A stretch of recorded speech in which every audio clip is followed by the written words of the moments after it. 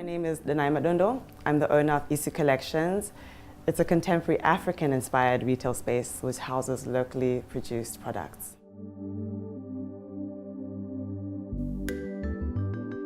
My journey has been short but long at the same time. I started off as a fashion designer. That's my studied background. And I did that for maybe 2 to 3 years. And then I transitioned over into Isu Collections because Isu Collections was birthed from my own struggles that I experienced as a fashion designer. And I realized that as Zimbabweans, rather than working in isolation, we actually need to come together and work together as a collective because we can cross-market, we can do things together.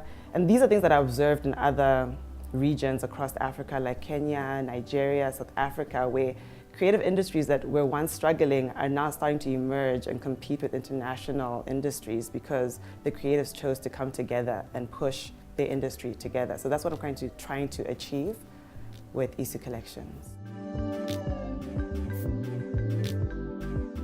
Zim has got so many hidden gems, even in its architecture, even in its raw just landscape. There's just so many hidden places in Zim that people actually need to discover and just hit the road with their friends and just go and experience.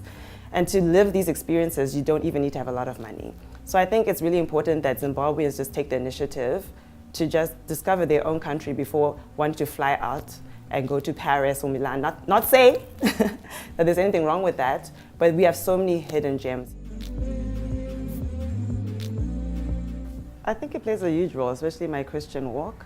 I actually wish I owned it more because I think everything that I have today, I'm literally a living testimony without lie. I think everything that I've prayed for has been delivered to me. Whether it's immediately or later, I look back, I'm like, God, that prayer from that time? So it's a huge thing, and I think I just should own it more than I do. Sometimes I feel like you walk around with this shame that you're a Christian. Let me keep it low-key because it's not as cool as it used to be. But it plays a huge, huge, huge part in my success in everything that I do.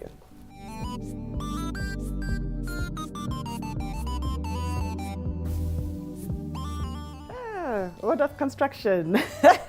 I'd say my husband. He's really supported everything that I do, and I think because people hardly see him, they think I'm doing it all by myself and I'm a miracle worker, but he supports me a lot, like in what I do emotionally, with ideas, support, financially.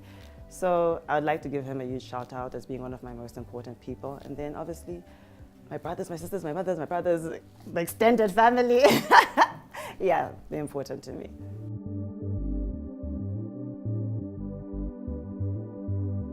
To be honest, right now we have so many amazing emerging creatives that are coming up that are just starting to, in a sense, define Zimbabwe and our space right now.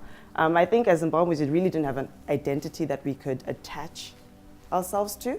But slowly but surely, we're having like fashion bloggers that are going to the city and incorporating that dilapidated, what people see as not beautiful, into their storytelling.